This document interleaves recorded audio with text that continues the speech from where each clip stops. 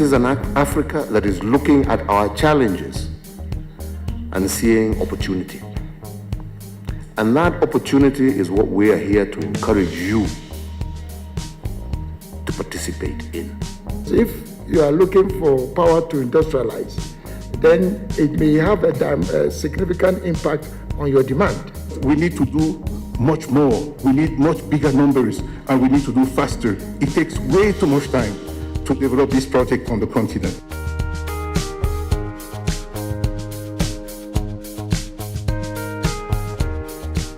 L'énergie, on le sait, est un facteur indispensable pour toute initiative d'investissement.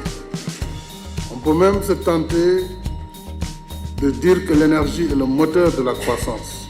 Tout pays qui dépend d'une seule source d'énergie est un pays vulnérable.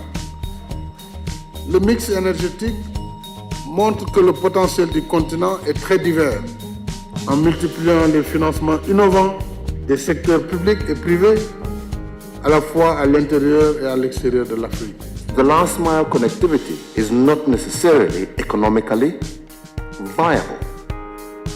And as we increase connectivity, it increases the potential for generation because now more people have access to power. And this means that we are all utilizing the resources that we have where we should apply them. And what we are looking for are partners who see the vision that we have to partner with and to take those challenges and help us turn them into opportunity. We are looking for partners who are not looking at Africa as a continent that is looking for help. We are not looking for help. We are looking for partners.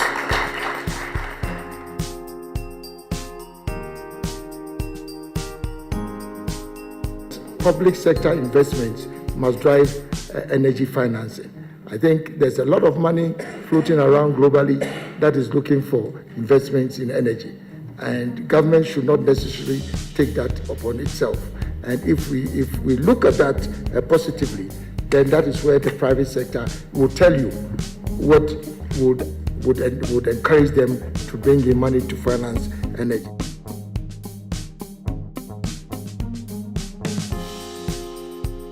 In 2016, Africa received only $3.4 billion of private investment in infrastructure.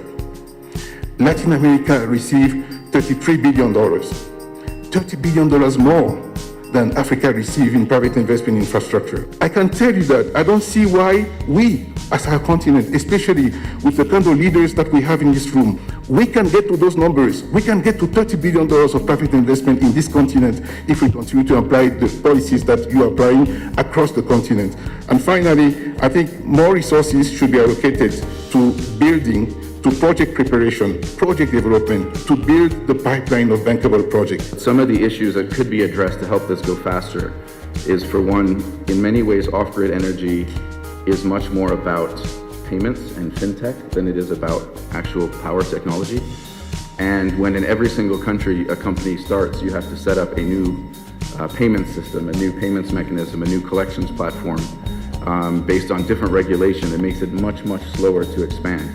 Another example is some countries have very different tariff structures around the importation of these products, or very different incentives around local production. And if that's not aligned, then it means that markets in some countries will take off much quicker than others. But because of the realities of the borders, you can't really expand across the border. En Afrique, nous avons un grand potentiel, mais la principale caractéristique est que c'est inégalement réparti. Donc, faisant les lignes d'interconnexion permet de prendre là où il y en a et de vendre là où il n'y en a pas, et donc les dollars iraient dans le sens contraire.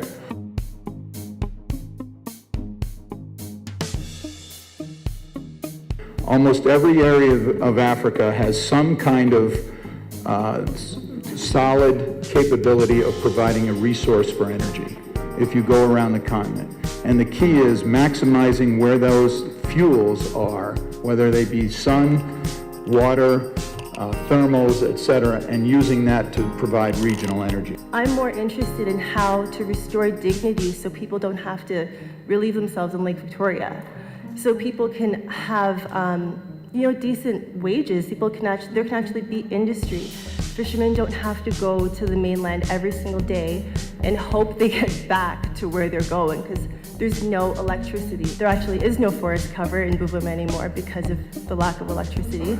But we can start to reforest, we can start to protect other endangered forests. I mean, the benefits, the social impact is just huge.